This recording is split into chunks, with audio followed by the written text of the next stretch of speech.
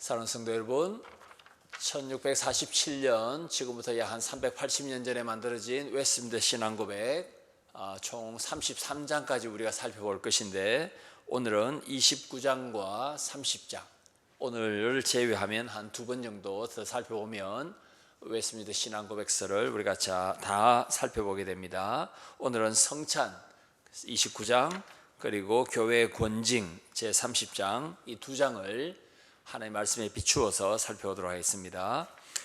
29장 성찬, 여러분이 받으신 간지 또는 앞에 화면을 보시고 함께 읽고 시작하도록 하겠습니다. 시작. 우리 주님 예수께서는 그가 잡히시던 날 밤에 그의 몸과 피로 세우신 성례 곧 성찬을 제정하여 그의 교회에게 세상 끝날까지 지키도록 하셨는데, 이는 그가 죽으심으로 자신을 친히 희생제물로 드린 것을 영구히 기념케 하시고 참신자들에게 그 희생이 주는 모든 은혜를 보증하시며 그 안에서 그들이 영적인 양식을 먹고 성장케 하시며 그들이 그에게 마땅히 행해야 되는 의무들을 보다 충성스럽게 이행케 하시며 그들이 그와 더불어 갖는 교통과 그의 신비한 몸의 지체들로서 그들 상호간에 갖는 교제에 매는 줄과 보증이 되게 하시기 위함이다. 이 성찬 예식을 행할 때 그리스도께서 성부에게 실제로 바쳐지거나 또는 산자와 죽은 자의 죄사함을 위하여 희생 제물이 실제로 드려지는 것도 아니다. 다만 이 성찬 예식은 십자가상에서 단번에 스스로 자신을 드린 그 희생을 기념하는 것에 지나지 않으며 하나님께 드릴 수 있는 모든 찬미를 영적으로 봉헌하는 것에 불과하다. 그러므로 천주교의 희생 제사인 소위 미사는 그리스도께서 피택자들의 모든 죄를 위한 유일한 희생 제물이 되시고 유일한 화목 제물이 되신 것을 가장 극단적으로 손상시키는 것이 된다. 아멘. 예수님께서 금요일 오전 9시에 십자가에 달리셨습니다. 그래서 그 전날 목요일 밤에 유월절 식사를 통해서 성찬식을 제정해 주셨습니다. 성찬식을 왜 예수님께서 만들어 주셨겠습니까? 첫 번째는 예수 그리스도께서 십자가에 죽으신 사죄의 은혜, 구원의 은혜를 우리에게 인쳐주시기 위해서입니다.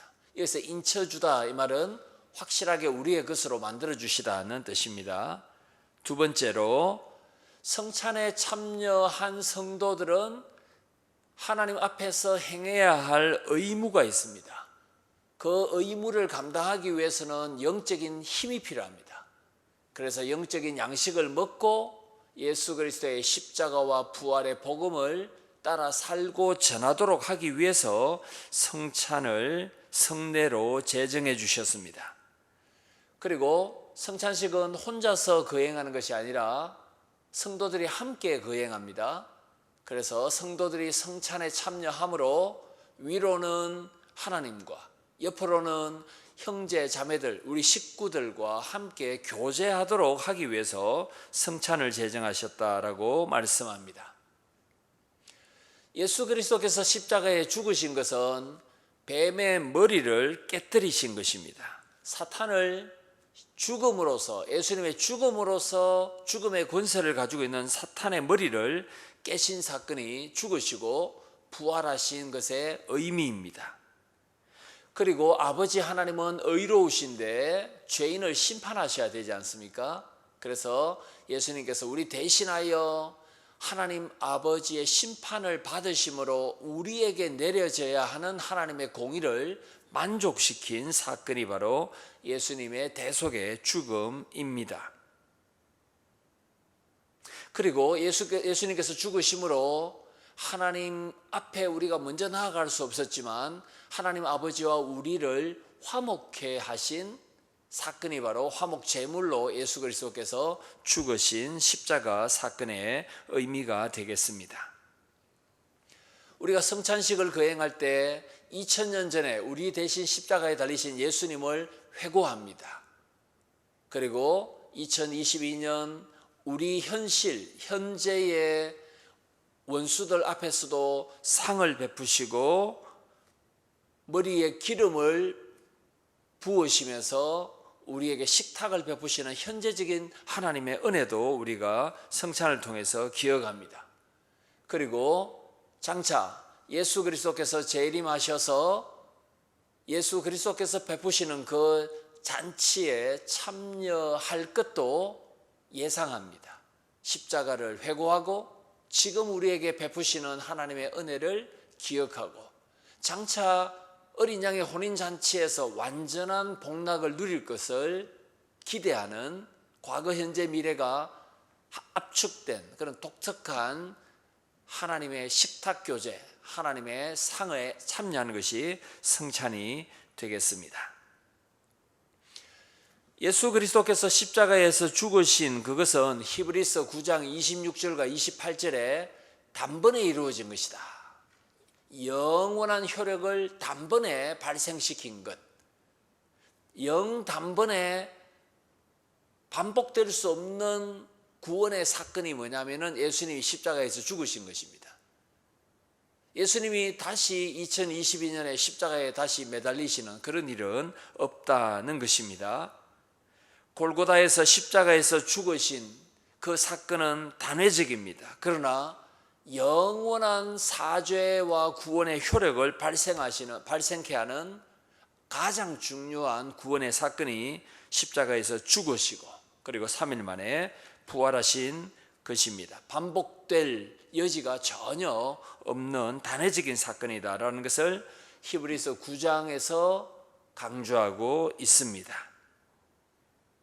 성찬식에서 말씀의 사역자 목사는 성찬과 관련된 말씀을 선포합니다. 그리고 성찬식에 떡과 포도주를 가지고 또 기도합니다. 감사합니다. 축사합니다. 그리고 떡과 잔을 회중에게 나누어 주어야 된다. 떡과 잔을 나누어 주어야 된다. 이 말은 웨스트민스터 신앙고백서가 작성된 1647년경에 천주교 성찬에서 포도주를 주지 않는 것을 비판하는 것입니다. 천주교에서는 떡만 천주교 교도들에게 나누어 줍니다. 여러분, 천주교에서는 우리가 기념하는, 우리가 믿는 영적 실제 임재설이 아니라 화채설을 따릅니다. 이 말은 떡이 실제로 예수님의 살로, 포도주가 실제로 예수님의 피로 변화된다. 이 화채설을 강조합니다. 예수님의 피가 포도주이므로 이 포도주를 잘못 받아서 땅에 쏟거나 떨어뜨리면 예수님의 피를 못 오가는 것이 됩니다. 뭐 이런저런 이유로 떡만 먹으라, 이렇게 떡도 부스러기가 없는 동그란 전병 같은 것을 입에 넣어주는 것을 볼 수 있습니다. 화채설은 성경에 모순될 뿐만 아니라 일반 상식에도 맞지 않습니다. 어떻게 떡이 예수님의 살점이 될 수 있단 말입니까? 어떻게 우리가 마시는 그 포도주가 실제 예수님의 피가 될 수 있단 말입니까? 이렇게 예수 그리스도의 피와 살을 기념한다라고 생각하는 천주교의 화채설은 또다시 예수님을 십자가에 못 박는 또 다른 제사를 드리는 것입니다. 예수님의 살과 피로 또 다른 제사를 지내는 것이 화채설의 가장 큰 문제점입니다. 다시 말씀드려서 히브리서 9장에서 말씀한 것처럼 예수님의 십자가의 죽으심은 반복될 수 없는데 천주교에서는 미사를 통해서 반복시키는 예수님의 영단번의 구원의 사역의 효력을 무효화시키는 그런 우상 숭배를 천주교에서 하고 있다라고 비판하고 있습니다. 루터교에서는 공제설을 가르칩니다. 루터교의 성찬식 입장은 공제설입니다. 이 공제설이라는 것은 예수님께서 인간적인 살과 피로 떡과 포도주 안에, 떡과 포도주 아래에, 그리고 떡과 포도주를 통하여 현존하신다는 주장입니다. 좀 더 쉽게 말씀드리면 루터교에서는 성찬식 때 사용하는 떡과 포도주 있지 않습니까? 그 떡과 포도주에 우리 눈에 보이지는 않지만은 예수님의 살과 피가 추가된다, 이렇게 보는 것입니다. 떡과 포도주에 비가시적인 예수님의 살과 피가 추가된다, 이렇게 주장하는 것을 공제설이라고 부릅니다. 저와 여러분은 성찬식에 떡과 포도주를 먹고 마실 때에 실제 예수님의 살과 피라고 믿고 먹고 마시는 것은 아닙니다. 여전히 떡은 떡이요 포도주는 포도주이지, 그것이 예수님의 허벅지 살이라든지 실제로 심장에 흐르고 있는 그런 피, 이렇게 우리가 실제로 그렇게 이해하고 먹고 마시는 것은 아닙니다.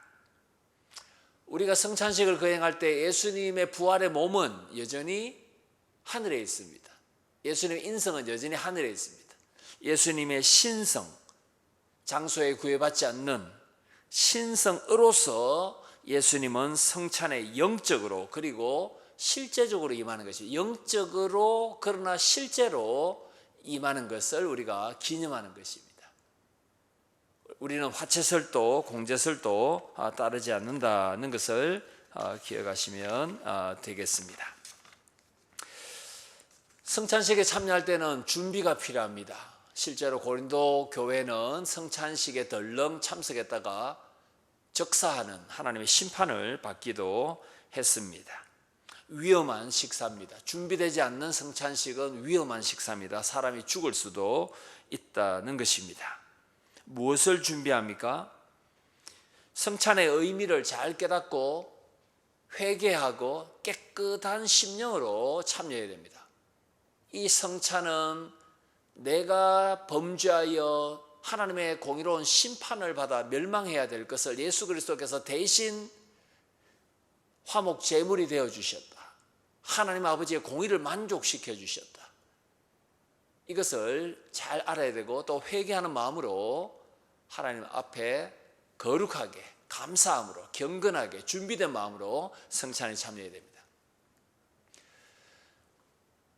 마틴 루터는 로마서 3장 20절과 시편 51편을 설명하면서 하나님 앞에서 코람데오를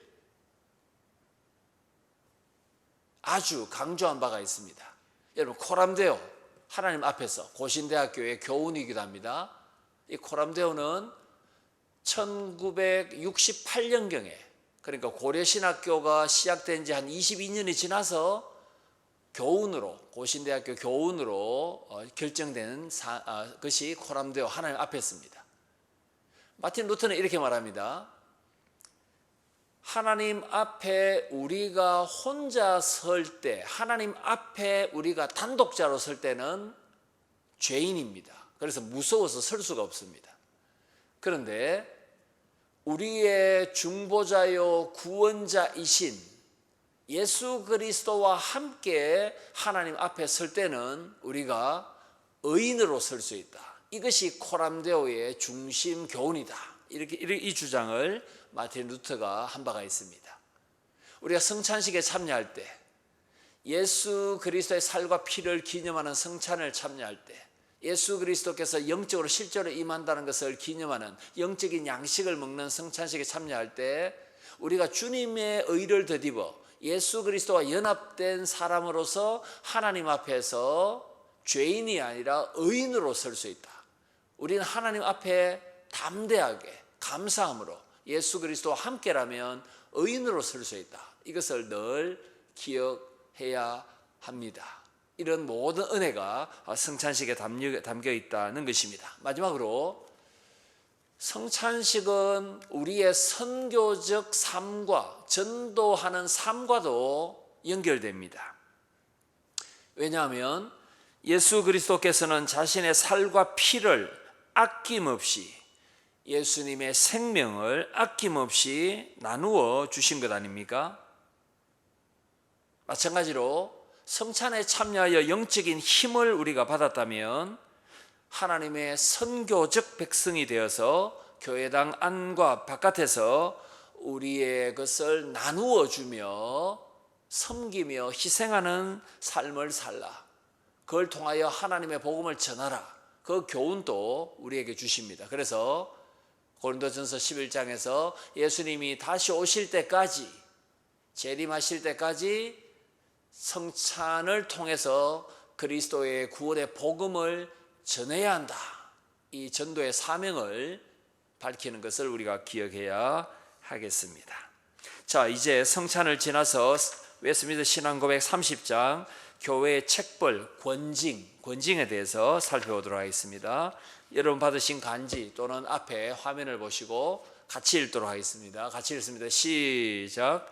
교회의 왕이요 머리이신 주 예수님께서는 세속의 위정자와는 구별된 교회 직원들의 손에 교회의 정치를 제정해 주셨다. 이 직원들에게는 천국의 열쇠가 맡겨져 있다. 이 열쇠의 힘에 의하여 그들은 말씀과 권징을 사용하여 죄를 보류시키기도 하고 용서하기도 하며 회개치 않는 자에게는 천국 문을 닫기도 하고 회개하는 죄인들에게는 복음을 전해주고 때에 따라 권징을 사면해 줌으로써 천국 문을 열어주는 권세를 가지고 있다.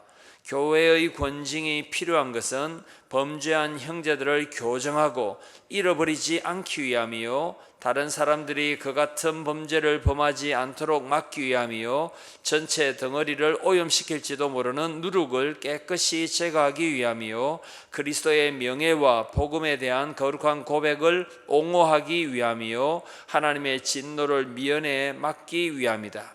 그런데 그리스도의 언약과 그 언약의 인호들이 악명 높고 완악한 범죄자들에게 의해서 더럽혀지는 것을 신자들이 묵인하는 경우 하나님의 진노가 교회에 당연히 임하게 되는 것이다. 아멘. 예수님은 누구십니까? 웨스트민스터 신앙고백 30장에 의하면 교회의 왕이요 머리이십니다. 시냇가에 심은 교회의 왕과 머리는 목회자나 또는 어떤 직분자가 아니라 예수 그리스도이십니다. 그런데 교회의 왕이신 통치자이신 예수 그리스도께서 교회의 정치를, 다시 말해서 교회의 질서를 직분자에게 맡겨주셨다라고 말씀합니다.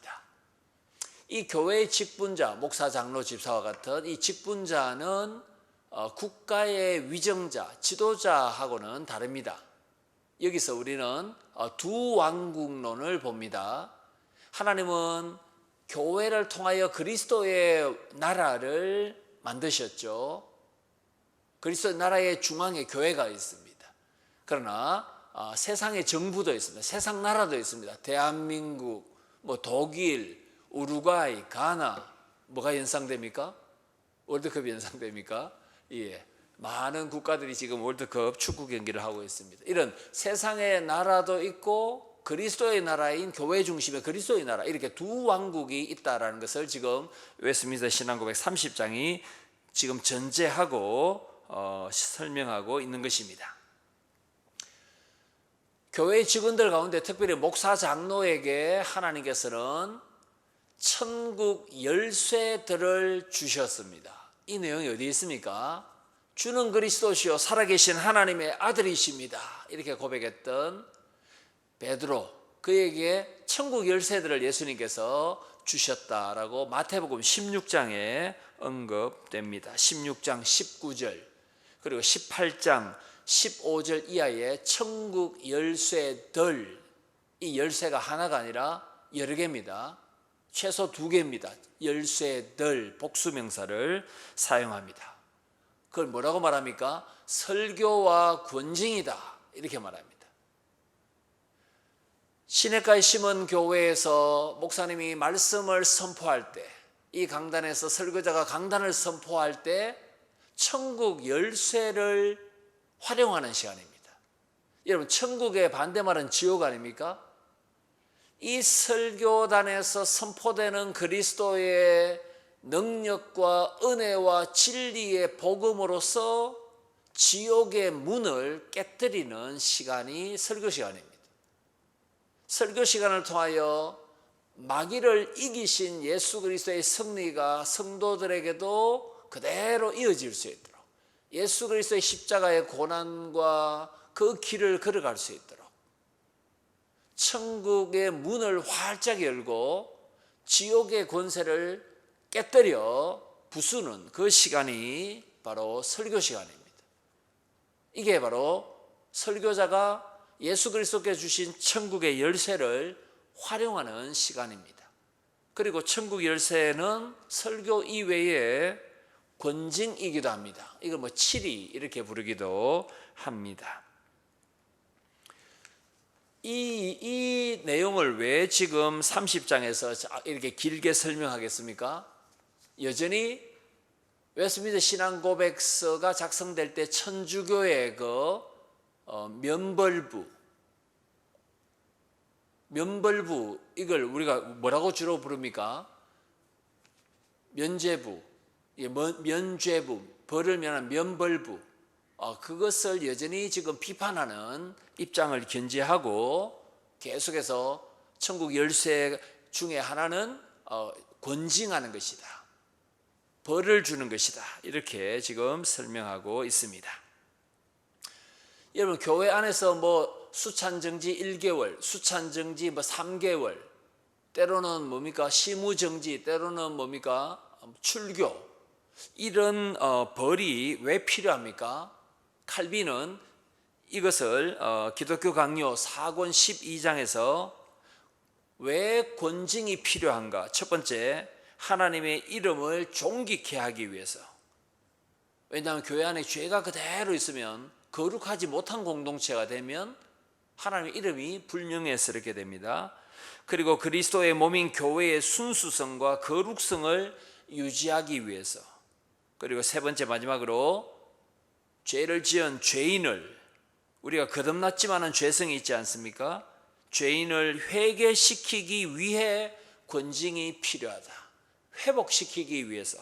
그래서 권징은 교정적인 정의입니다. 회복적 정의가 되겠습니다. 교정적인 진노입니다.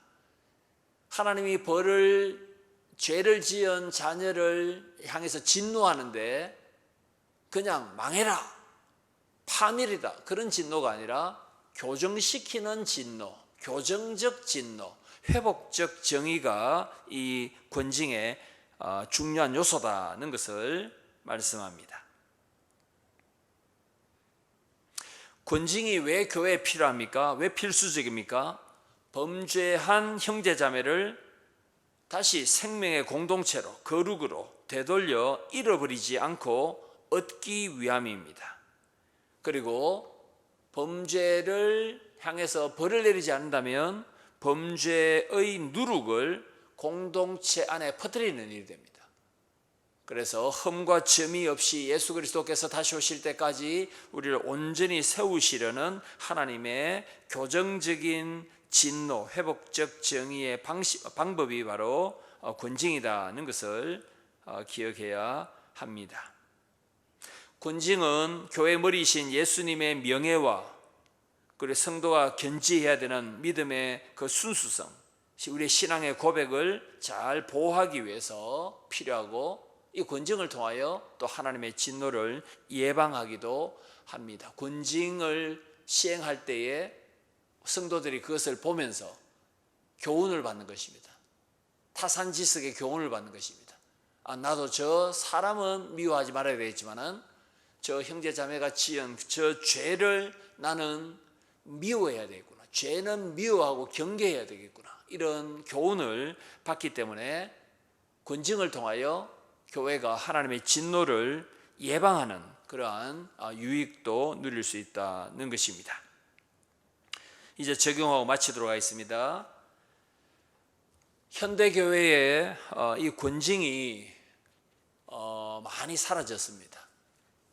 그렇지만 또 이 권징이 남용되는 경우가 지금도 있습니다. 안타깝게도 지금 우리 주변의 교회에도 이 권징이 불필요하게 좀 남용되는 그런 교회도 실제로 지금도 있습니다. 종교개혁가 칼빈은 권징을 뭐라고 불렀습니까? 교회의 힘줄이다, 이렇게 부릅니다. 어떤 사람은 이걸 뭐 교회의 근육이다 이렇게 번역하기도 하는데, 힘줄입니다. 여러분, 힘줄, 질깁니다. 단단합니다. 오히려 이렇게 교회가 권징을 통해서 정결하게 되고 거룩하게 될 때 교회는 더욱더 단단해지고 강화되고 죄와 싸울 수 있는 힘과 그 면역력을 키울 수 있기 때문에 교회는 더 거룩해지고 단단해질 수 있습니다. 그러므로 사람이 겸손하게 자기의 죄를 인정하고 하나님의 자비와 용서를 구하는 가운데 이것을 통하여 더 성화의 속도를 확실하게 빠르게 한다면 영적인 유익이 그 사람뿐만 아니라 공동체 전체에 확장될 것입니다. 오늘 이런 권징을 통하여 권징 안에 그 성찬식에 참여하지 못하는 그 벌이 있지 않습니까? 그래서 오늘 설교 제목에서 보듯이 이 성찬을 보호하는 수단 중에 하나가 권징입니다. 성찬을 성찬답게 만들기 위해서 이 권징이 필요하다. 그래서 오늘은 29장과 30장, 웨스트민스터 29장, 23장을 살펴보았습니다. 우리가 매주일 성찬식을 거행하지 않지만 성찬식에 참여할 때 예수 그리스도께서 우리를 구원하기 위해서 영단번의 효력을 발생시킨 갈보리 십자가의 그 사랑을 우리가 더 깊이 묵상하고 지금 또 식탁을 베푸시고 우리에게 영적인 힘과 능력과 은혜를 매일 공급하시는 하나님의 은혜, 현재적인 은혜, 그리고 우리가 죽고 또 예수 그리스도께서 재림하셔서 영원한 혼인잔치에 우리가 참여할 그 날을 우리가 소망하도록 하나님께서 주시는 영적인 양식인 줄 알고 감사함으로 준비된 마음으로 우리가 참여해야 될 것입니다. 그리고 우리의 삶 가운데 교회의 왕이요 머리이신 예수 그리스도의 말씀에 더욱더 진실되게 힘을 다하여 정성을 다하여 거룩한 공동체, 거룩한 주님의 신부로 날로 우리의 성화의 속도가 더 빨라지고 확실해지는 그런 은혜가 있기를 소망합니다. 기도하겠습니다.